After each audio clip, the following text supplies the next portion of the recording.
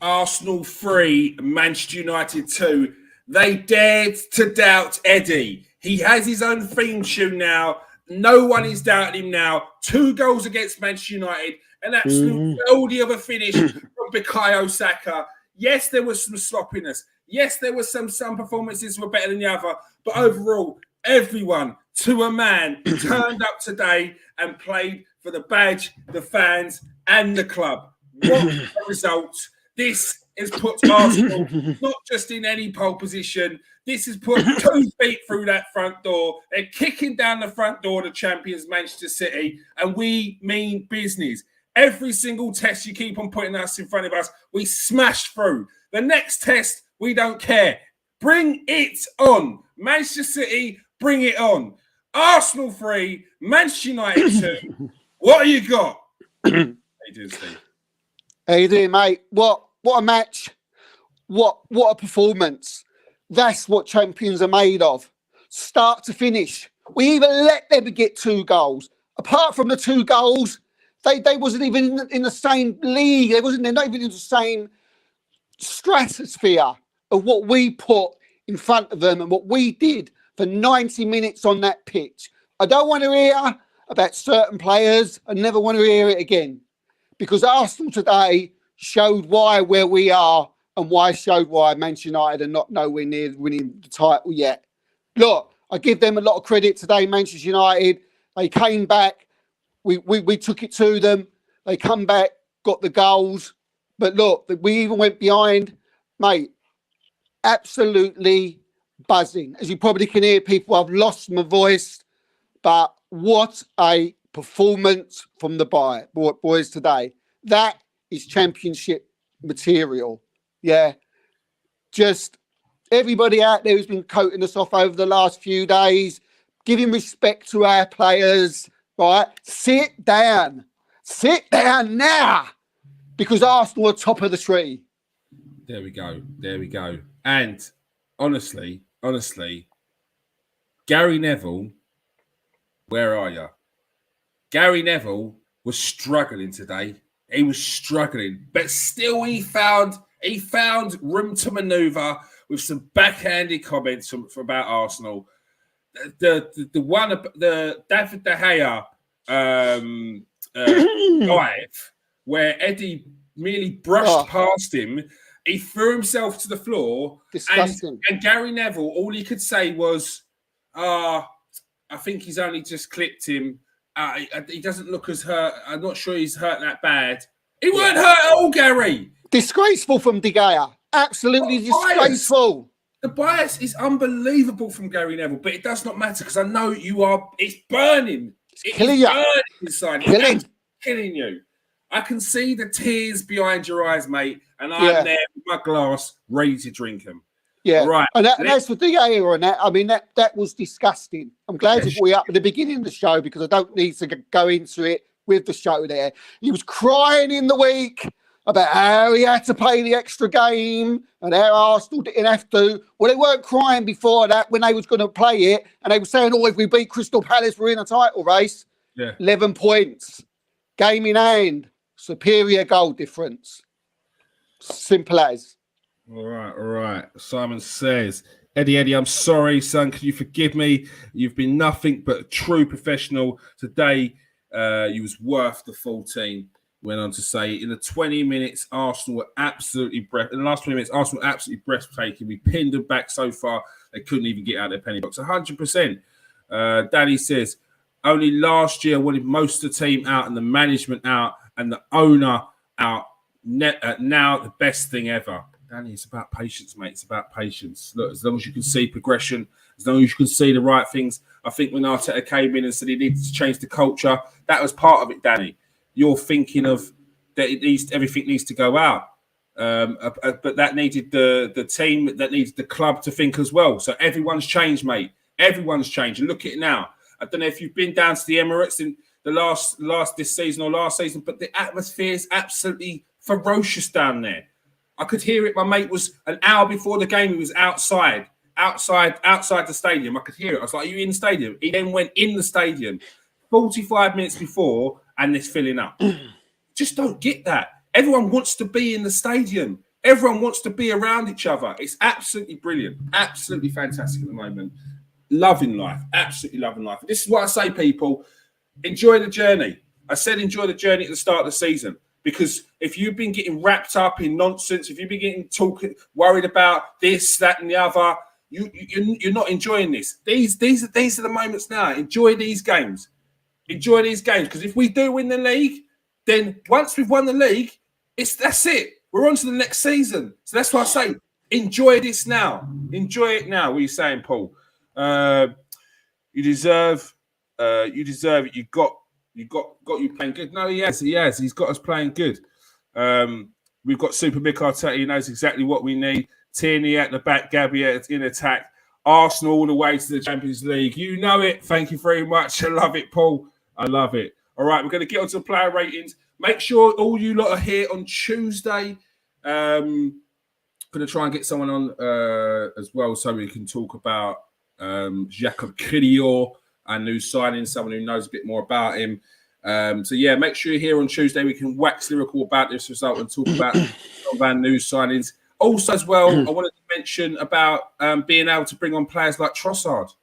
People were worried, not worried, people were like underwhelmed. Some people were underwhelmed. The majority of them were happy with Trossard, but there's some people were underwhelmed by Trossard signing. But we were able to take off Martinelli and bring on Trossard today, and just look at the end, that little bit of lovely bit of footwork inside the area, which nearly became a penalty. I was jumping up and down, calling for a penalty. Those little moments there, those are the differences.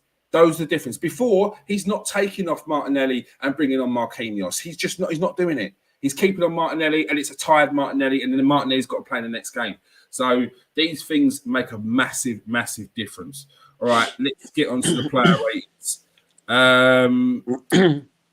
All right, player ratings time now.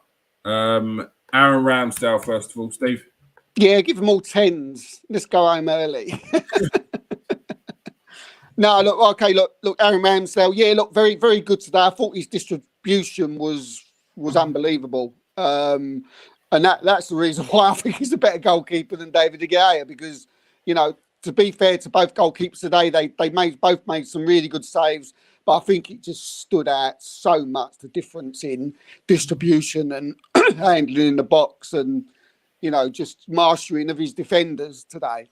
Yeah, I'm going to give Ramsdale an 8. And I like the cheeky smile at an end. It was very nice, Aaron. Enjoyed that. Yeah, I think he could have dealt better with the second goal. I think he could have got more of a fist to it at the end of the day on that one. It was only Tomiyasu that was in front of him. Yeah.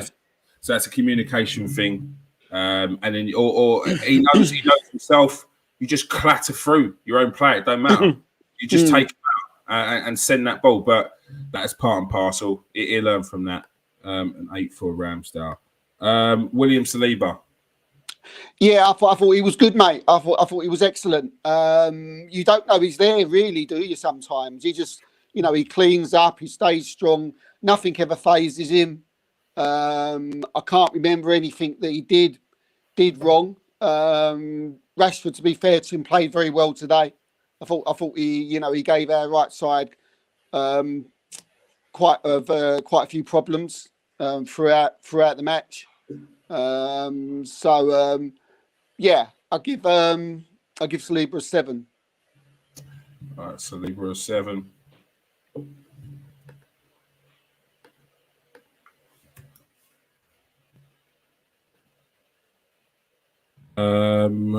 Gabriel. Mate, this guy is going to turn into one of the best defensive centre backs in Europe. 9. He was, for me today. He was just majestic. He's just getting more powerful every game. There was nothing. Where goals? Where was he? Was he on the pitch? Did he do anything? Absolutely did nothing. You know when a centre half's winning a battle, and that's when your main centre forward has to start dropping into midfield, and that's what Weghorst was doing. He was just non-existent. But Gabriel, mate, I just can't. I keep harping on about him every week on what I think his ceiling is. And again, I think he could be anything. He was outstanding today. in that I think he just like he's becoming like recently at the beginning of the season. Saliba was singing the praises about it, and rightly so. But recently, Gabriel for me has been absolutely outstanding, and today he was absolute colossus. In the back of that for me anyway. And I'm giving him. I'm going to give him. I'll give him a 9. Thought it was brilliant. All right, Gabriel with a 9. Ben White. Thought Ben White was a little bit off today, Kears. He struggled a bit. Yeah, he did. I thought Rashford give him was winning the battle. I thought he was struggling. He give away the booking, and he seemed after that to be struggling even more. Obviously, he's worried that he's going to get a red card, possibly. So yeah, he was probably one of his worst. I mean, he hasn't had a bad game all season, but I think he wasn't great today, to be fair to him. But then again, I must put my hands up to Rashford again because he was a constant danger. He was their danger, actually. He was their only danger. And apart from that, they had nothing. But, yeah. So I'm going to give Ben White. Yeah, I don't want to give him a 5. I'm going to give him a 6.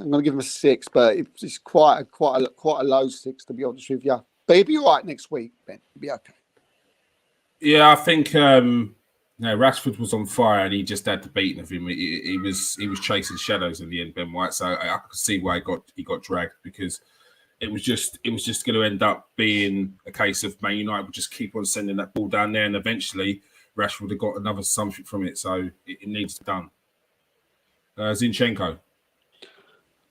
This guy's unreal, isn't he? I mean, he's just unreal. People. I don't think people watch him. The actual, like, from the first minute to the 90th minute, this guy just never stopped. I mean, Anthony was trying to do his show pony stuff. I mean, 90 million for him. Seriously, it's got to take. I mean, I worry about him for Manchester United fans. He is really poor. But I put that down to a lot to what Zinchenko did, because he just give him no things at all.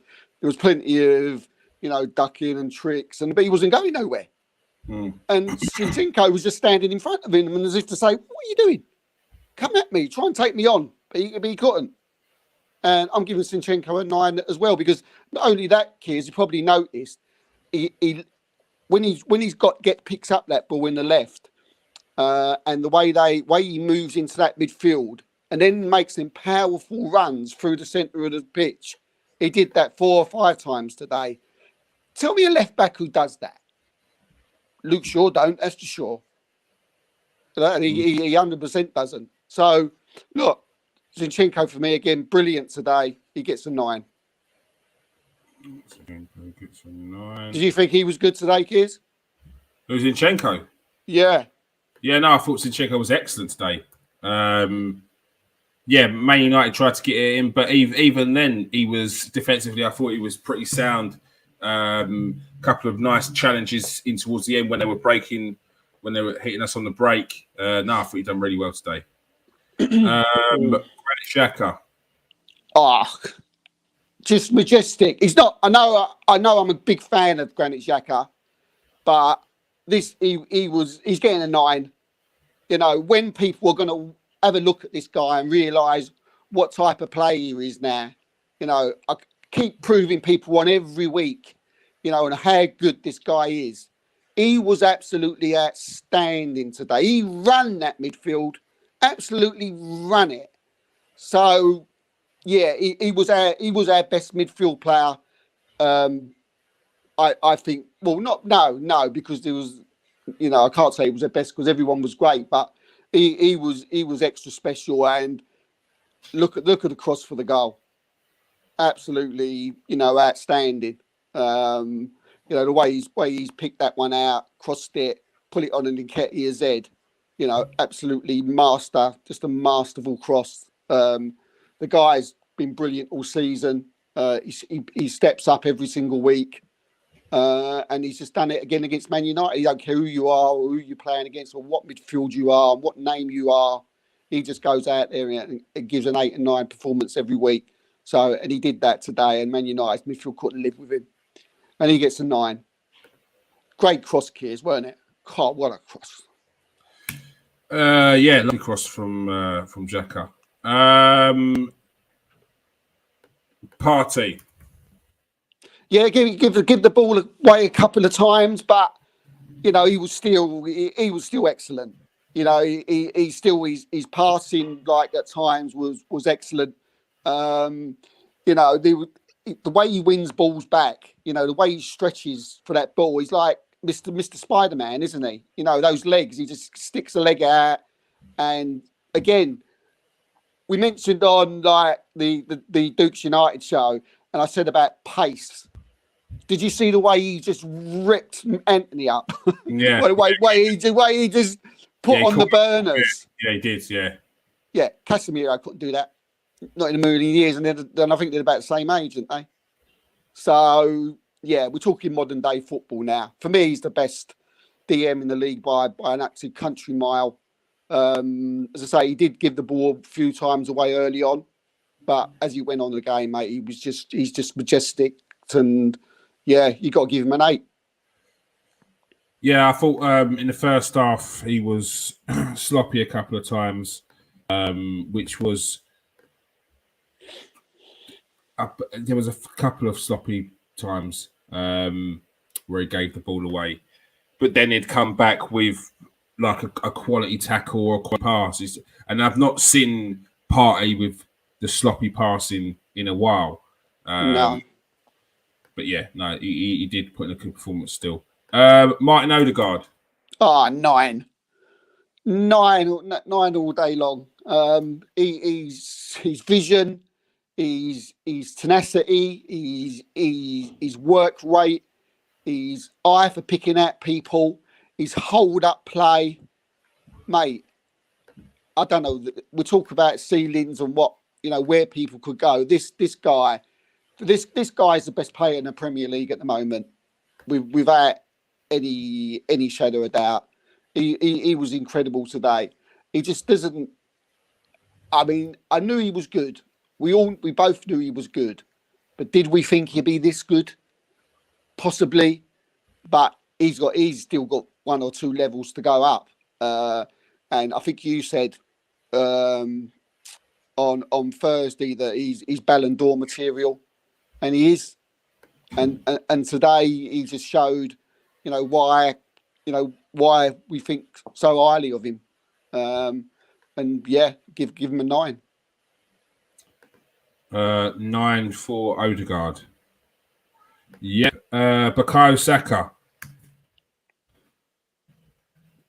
I don't think I've got words for this guy. I've said a lot of good things about the Arsenal players today, but I'm trying to think of some that can explain his performance today and what he did to Luke Shaw.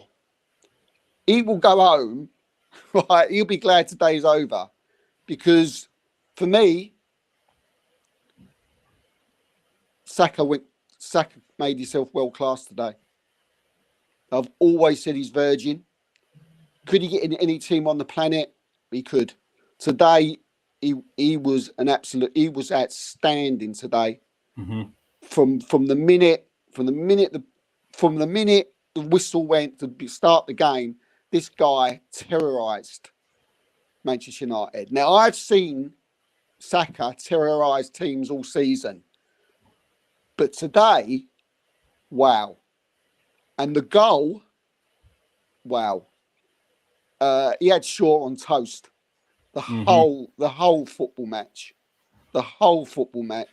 mate. I think this is gonna be a first, but for me, I'm giving him a 10 because I think he was that good. I mean, you'll tell me if I'm being over the top. Maybe I'm excited, but I just think he was. I don't know who got man of the match today. Knowing Gary Neville, we'd probably give it to David De Gea. You know, but Ted, mate, I really wish I could just go on and on and on and on about him today, because the goal, the way he just cut inside and he just shot. I mean, if it was a draw today, it would have been an absolute, you know, I would have come on in here just absolutely sick, because Arsenal were just far, far the better team. And yeah, he gets a 10, mate. And I think I'm fair. I don't think I'm exaggerating by this kid. I think I'm exaggerating by giving him a 10. All right. For me, he's, it reminds me of a little bit of Robin, where you knew where Robin was going to go, but you just couldn't stop him. You know he's going to go. You know he's going to take the touch. You know he's going to draw you in. You know he's going to drop his shoulder. You know he's going to shoot. But they could not stop him today. He could have got a hat trick as well. Unlucky with one of them. I think it was a save. Another one where he's hit the post. He's just absolutely outstanding. We need to make sure we get him signed up on a longer term deal. We're happy with the terms. Because this guy is frightening. I don't know where his ceiling is. I don't know. Yeah. It's priceless. He's priceless to Arsenal. Just give him what he wants now. I say, like, compare him to Robin in that way, and Robin is an absolute world beater for years, dominated. And I hated him because of it, because he terrorised us. Didn't play for us. Martinelli. Yeah, look, Martinelli. To be fair to him, early on, or not fair to him, to be fair to Aaron Wan-Bissaka, early on, I thought he was getting the better of him. I thought Martinelli was finding it hard. I think he was doing what Martinelli does. He was picking up the ball. He was getting in the spaces. He was getting in the channels. But I thought Aaron Wan-Bissaka early on was winning that battle. But the difference is what, I don't think Aaron Wan-Bissaka ain't come up against people like Gabriel Martinelli goes before. Because some people get down. Some people decide to this right back's done me a few times. Martinelli don't think like that. Don't think like that, because he'll keep going. And he'll keep going, and he'll keep going, and he'll keep running at you, and until he beats you, and then beats you, and then he beat you again, and then in the end, Wan-Bissaka was all over the place. Yeah, he couldn't live. He was just running past him. To be fair to him, Wan-Bissaka got in a couple of good tackles at time, but he was just a constant threat in that, especially in that second half. But you've got to admire the way this kid just doesn't know that he's been beat. And you see a lot of players, Kears, that when you see that someone might be getting better with them early on, players will go into their shell. I mean, I've done it before many times. I always played in Gabriel's Martinelli, and I can remember times when the right backs got better than me, and I thought, Michael had one of them days. But that's why he turned out into a professional footballer, and I'm not, because this guy just kept going and going and going. I thought he was outstanding, mate, today. So I'm going to give him. I'm going to give him an 8. All right, 8 for Mark. 8.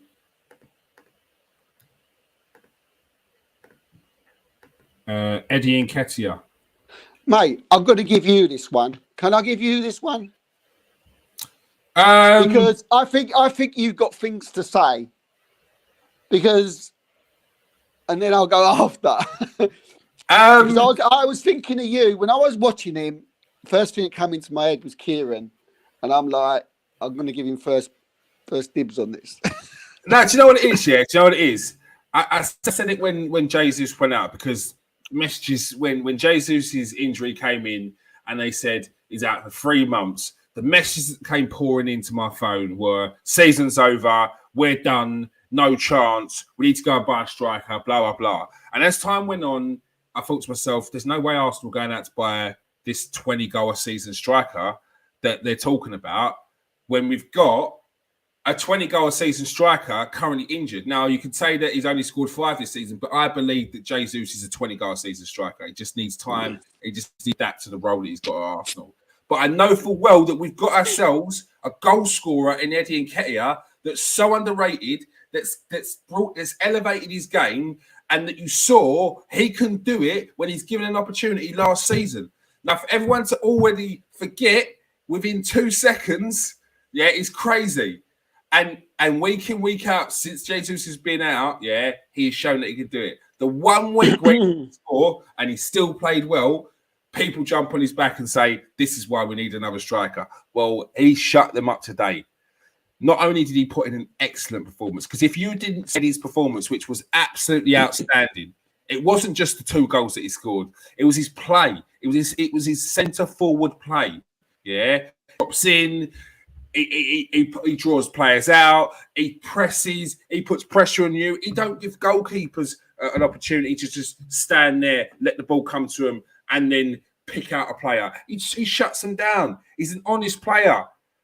He's an honest player, and he deserves people's respect. And today, if he hasn't earned it, then I've got no time for you, because he was absolutely outstanding today. Absolutely outstanding. Give an Eddie.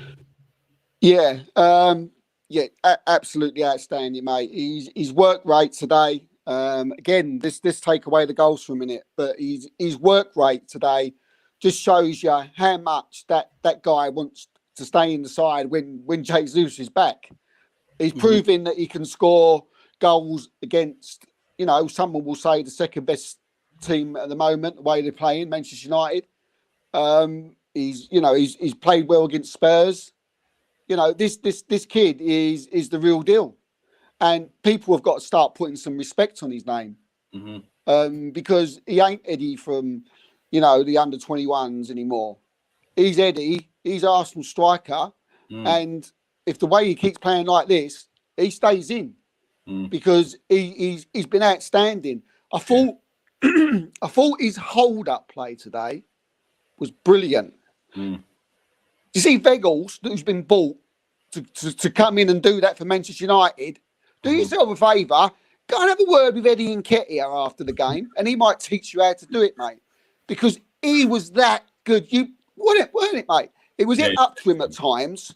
Yeah. And he brought it down, killed it, looked up, played it off. Sometimes I kept wondering, is he going to do it again?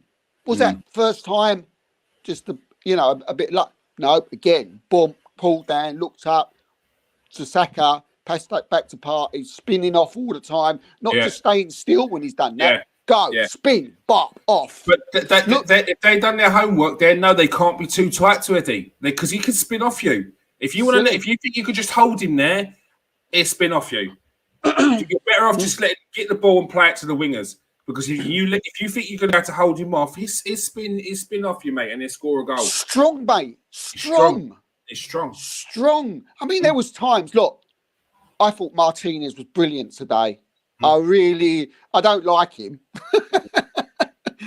but as a back, I thought, again, you got to rate him, and I just thought he was absolutely outstanding today, Martinez. But what I will say, on Eddie's part, is that there was times when he was out strengthening him. There was times when what we was talking about then with the hold-up play, when it was put up to him, that Martinez was behind him, trying to push him off the ball, and it didn't matter. Yeah, he was holding him off, and he couldn't get to him, and he was laying the ball off, and they was trying to chop him down, kick him down, but he was skipping over their legs, skipping over the ball. Mate, he ain't. I tell you what, he ain't far off a 10 either today. He was absolutely. I mean, and look, Gareth Southgate, have a look. Yeah, have a look. Definitely. Because some of the donkeys, mate, some of the donkeys that you're picking, right, in that England squad, if he ain't in the next squad, right, I'm going to do everything I can in my contacts, right, to try and get your phone number, right, because this guy should be in the next England squad. And he should have some more respect on his name, because this guy is a quality striker. I'm telling you. And he's worth every penny now of that £100,000 a week. So, yeah, look, 9. I can't. He was brilliant today. He with the 9. Tomiyasu coming for Ben White. Yeah, I thought he did all right. I all right. I was a bit worried. Right. So the first thing he did was header it up the field to the to the Manchester United players, and I thought, oh God, Tommy, what are you doing? But no, I thought he did a lot better against Rashford than what Ben White was. I've got to say that. He did. I think we got to say that Rashford has got more pace than Ben White, and I think he found that today. But then again, we've seen Ben White up against fast wingers in the past, and he hasn't shown that as a problem. But yeah, I think Rashford was just really, really good. I don't think it was just a case of Rashford's pace. His footwork, he seems a lot more confident at the moment. He was just he's playing like he wants people. It's like, come on, let's see if you can take me on. Let's see if you can. Stop me. That's the kind of mentality and attitude that it feels like Rashford's playing at the moment. And Ben White couldn't handle it today. No. I can see why people. I can see why Man United fans, would say, oh, he's better than Martinelli. Their argument, is probably because of what he's done recently. He's been absolutely outstanding, one of the best left-sided players in the league. I still want to swap him for Martinelli because he's got a high ceiling, and Martinelli's more reliable for me. For some reason, Rashford can just drop off any time, at any point, because he's done that quite a few times. But maybe this is the time, new manager, maybe it's him, big up to Rashford. But Tomiyasu, I thought, nullified him a lot more, when he came on. And again, Tomiyasu did well, was getting forward, playing little side balls in the channels down through to Saka. So that was good to see. I'm going to give Tomiyasu, because he was substitute, I'm going to give him a 7. I thought he was really good. Yeah, I thought he shored us up. He made a difference. Even if he didn't stop Rashford completely, he stopped it a hell of a lot, which would have made Rashford a bit more frustrating. I thought it made a difference. 2-1 on for too long, but I think it was Trossard came on first. Trossard. Now you know why we've brought him in. Because he's just fitted in right into the. You can see he's an Arsenal player, can't you? Right, as soon as he picked up the ball, the drinking runs, the running. I was quite surprised, to be honest, because obviously I don't watch Brighton a lot. I know he scores goals. I know he can make assists, but I haven't actually watched him. Put sort of cam on him and sort of totally watched him. But as soon as he come on, he was like.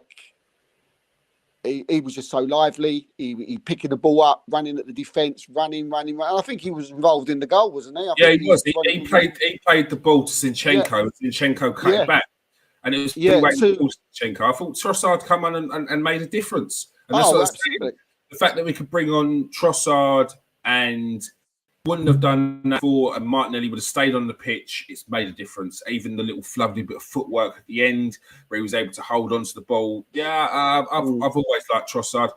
When it came up the other day that Arsenal missed out on Mudryk, my mates in the group sent a message. We were saying, who should we get in next? We both sent a message saying, we like the look of Trossard. The other person in the group was like, well, I can't believe you two have said Trossard. Then 2 days later, we got Trossard. We were both like, yes. A quality signing. 16 games, 7 goals, 3 assists this season already. A hat-trick against Liverpool. And people were underwhelmed by signing. £20 million for a 28-year-old who's now hitting his peak. And we can make him a better player. Come on, people. Come on. Yeah. Come on. And we know he's in the shut up. We know he can perform against the top sides because he scored against Tottenham, Chelsea, Liverpool, scored hat-trick at Liverpool at Anfield. We know his quality. And he came on and he was like, just let me just get going. I'll just go where I left off. And again, what another great signing from Mikel Arteta. Absolutely outstanding signing. You got him on the bench, and you know that when he comes on, you got someone now who can come on, who's like the other team's going to think, oh no, Martinelli's gone off. That's the result. And then you got him come on doing like some of the things that he did today, and 20 million plus bonuses. We was going to pay 8. I mean, all right, Mudryk looks a player, but 88 million. You know, the difference there. You know, they was talking about Mudrik's contribution that he made, you know, when he came on as a sub. Well, for me, Trossard's was bigger. Yeah, because we scored than Mudrik's. Exactly. They didn't. So yeah. So look, I've given with my markings a bit skewed today or whatever because of and I'm maybe marking people a bit high or a bit lower than what I should be. If I've given Tomiyasu a 7, Tomiyasu I think made a bigger impact than Tomiyasu, so for me he deserves an 8. And I think Holden was on for a few minutes. Yeah, I didn't even notice, mate. I was probably still jumping around the front room, probably, and I didn't even know who was coming on after that. Mikel Arteta. It's an easy one, isn't it? It's an easy one. It's a 10. It's a 10. Not only for today. I mean, again, I want to give him an extra mark for the Trossard signing. You know, it was around about the Man United game, so I'm making it as part of it. But you know, he was excellent today. I mean, he had the team again purring right from the first minute. We went 1-0 down, but again, as usual, as I keep telling people, don't matter. It doesn't matter because we don't care who you are or what team you are. If you score against us, you're just going to get the same thing coming back to us. And they did. And to have to install that frame of mind in our team, in our players, the camaraderie and the feel in the dressing rooms and in training must be unreal, absolutely unreal. And obviously, an incredible substitution. You know, bringing on Trossard, little blur in the copybook, I suppose. He got his complimentary standard yellow card. So, but I like that. I don't mind that. You can get a yellow card every week for all I can, for all I care. So yeah, mate, I thought he was excellent today. The way he prepared the team, and yeah, it's got to be a 10. All right, 10 for Mikel Arteta. All right, that's the team. So we're going to win the league. Are we going to win the league? How did you turn that? How did you turn that into a burst of we're going to win the league to are we going to win in the same breath, Steve? The question is to you: are Arsenal going to win the league? Honestly, mate, I still don't know. Look, you know, there's a long way to go. Me and you know, we've watched many title runs, title races, whether Arsenal's involved in them or not. And we've seen Leeds clawed back. All I know, I'm buzzing at the moment. Can we do it? Yeah, most certainly we can do it. Still feel we need to bring a midfield player in this window. You know, I'm hearing that we're doing that, but I think we can. We can. I think now after today, it's just it's a 2-horse race. It's a 2-horse race between Arsenal and Man City. Yeah. I got Newcastle picking up too many draws recently. I've been watching Newcastle site recently, and Newcastle recently are looking like Newcastle. It's getting too much. You know, they're looking like the way I used to see them play again. 0-0, can't score any goals. Point. Can't. That's not going to push anyone. I mean, if they carry on like that, you know, someone will end up coming and knocking them for a Champions League place. But we will see. But who cares about them?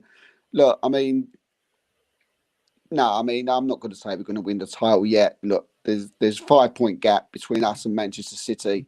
We've got a game in hand. I mean, all you can do is just, we've lost one game. We've got our revenge back. We've got Manchester City on the 27th. That's this Friday, isn't it? This Friday we've got Manchester City. It's the FA Cup, isn't it? In the FA Cup, yeah. So we're going to have to play them buggers 3 times this season. got Manchester City in the FA Cup, then we've got Everton. This has got to be the final nail in Frank Lampard's coffin. I do not rate him as a manager. He could be the nicest fella in the world. He could be a great coach, but as a manager, he's absolutely terrible. So this is time to end Everton's misery. But after today, Kears, don't you feel we've always been there and happy and over the moon and buzzing, top of the league, and we can win? I've gone to another little bit of a level today because that performance was incredible today. Yeah, it's hard to think along the way. Who stops us? It's Man City. They're the team that stops us. We've got to play them twice. That's 6 points. That's 3. That's 6 points that we won't get. That's 12. That's a 12-pointer. Do you know what I mean? Essentially. So it comes down to those games, and we've got Everton, then we've got Brentford, and then there's the first one, Man City at home. If we beat Man City at home, that's a massive psychological battle won. For me, if we beat Manchester City, if we win those next 3 games, Everton, Brentford, and then we beat Man City, I find it very hard to see where we lose this. But I mean, like we've given us a little bit of a breathing space, haven't we? As well, you know, we're sitting top, 5 points clear, game in hand, so we can draw against Man City. You know, we can easily get a draw against Man City. Yeah, go on. And because we've got another game in hand, so we could, you know, really we could be 8 points clear. Or 9. That, but at home, if we get a win against Man City, I feel like they roll over and hand us the title. Like not physically, but it's going to be hard for them mentally to think, how do we catch this team? They've just taken the 3 points that we needed against them. It's going to be we needed 3 points against them. They have to win against us. Yeah. And then they have to How do you feel like now we're going to take the Europa League though now? Because like, is it like rest everybody? If what we do in the Europa League, what will be in the Europa League. You know, we'll just go on and play in that. And if we get to a point, let's just play. Let's not play anybody. You know, who's a starter. We don't have an option. We haven't got a choice. We haven't got a choice to not do that. We've now bought Trossard and Kiwior. That takes our squad to 16. We've still got to play first team players in that squad. Yes, the likes of team that gets game time, but Kiwior and who? Rob Holding, right back, still looking at Tomiyasu, centre midfield. Do you really want to just give up the Europa when you're in 3 games from winning it? I don't think you do. You're trying to build a winning mentality. You're trying to show to the squad that you want to be winning at every front. This is what it takes to be champions. This is going to help our momentum. I don't think you do. Yeah, you make changes to the squad, but I don't think you put that on the back burner. That loss to Brighton felt at the time before the game, people were talking about we could afford to lose this, but now we're looking at players in our team where they're having to come in where they haven't played in 6-7 games. Yeah, and it's games like that which are vitally important. And yeah, we can afford to play an El Nene, a Lokonga in the midfield of these teams in the next stage of the cup. But we still need to be going. We still need to be looking to try and get to the final and try and win that tournament as well. No, I think it's all important. I was just wondering, like, how Arsenal will approach the Europa League to the way Man City will approach the Champions League. Will both teams still go? I mean, put it this: what I'm trying to think of is them in the Champions League. You know, give us a little bit more of a, an added sort of edge. I think it works. I think it works both ways. Both ways. Teams are going to go for Europe. I think February is quite congested. January is quite congested. Once you get past that, you're into one game a week again. You're into March. You've got 3 games in March. Probably Europa comes back. 4 games, 1 game a week. It's not taxing, and that's when you can start. It's more about looking at who the personnel is that sort of looks injured, looks like they need a rest. That it's when it's more that than actually we're going to rotate the team just because we need to, just because we want to. I think it's a massive message if we go into this season, come out this season where we've pushed all the way to the end to try and win this league and potentially win it, pushed all the way to try and win the Europa League and get as far as we can in and try and beat Man City next week as well. I think they all help, and they also make us look good with a new planning, which I think is important, because if we're trying to win on every front and showing that with this current squad we can get to the latter stage of European Cups, we can get to the latter stage of the FA Cup, then people like Declan Rice will look at us and be like, yeah, I might not even be in this team week in, week out, but I'm going to be a part of a winning team. And other players that are coming in, some of the younger ones that might come in and think, oh, actually, as I'm building, as I'm becoming developing, I could win myself an FA Cup. I could win myself, get myself into the final of a push forward to the latter stages of the Champions League, or get the Champions League qualifications, and stuff like that. So I think it all helps us showing what we can do to potential incoming players as well. Yeah. For me, as I say, I don't think Martinelli will play any. I think you could Trossard in for Martinelli now. Yeah, and with Smith Rowe's coming back, which is a massively important player for us. He was one of our top goal scorers last season. So if he can pitch him with 2 or 3 goals this season, all them goals would be vitally important. This is the time for the Sylvain Wiltord, the Christopher Rays, the Gilles Grimondis and the what's his name, Matu Flamini's, these sort of players, the squad players, to come through and get them goals, vital challenges, blocks on the line. This is the time for them to help Arsenal win the league. Do you know? I'll just say one thing before we go, whatever. You know, I think people have got to look at their Arsenal fans have got to look at they may have already noticed it, but where we've gone played second today with Manchester United and City already playing and then beating Wolves, you know, and for Arsenal to play against a side in form like Man City and then just go and play like the way we did, the mentality in the camp must be unreal, you know. And that's the type of thing that you got to look at and think, yeah, maybe we could do it this year. Maybe this will be our year. Because I'm not seeing any drop off in, you know, I've not seen any drop off all season.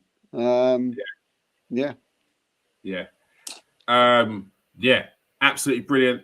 If you are new to the show, press that like and subscribe button. If you are a regular, press that like, press that subscribe, hit the share, hit the copy button. It helps us with the algorithm, puts us on that front page. We will be going live on Tuesday at 8 p.m. Like I said, I'm going to try and get someone on so we can talk about Jakub Kredio, new signing from Spezia, Polish international centre-back, can also play at left-back. Obviously, the Trossard coming. We're going to be about the win against Manchester United and any more transfer news that comes through. Thank you for joining us tonight, Steve. Bloody hell. I weren't crying there. That weren't me crying. That was me picking up. Thank you for joining us tonight, Steve. You're welling up a little bit. But no, it's pleasure, mate. Been absolutely been a great day. Can't wait till match of the day tonight and go and talk to our friends for a little while. Maybe we'll see, or maybe I'll leave them alone. 100%. I am going to nosedive every single chat I possibly can. Just to let everyone know that, well done. Unlucky to you. Better luck next time. Back to the drawing board.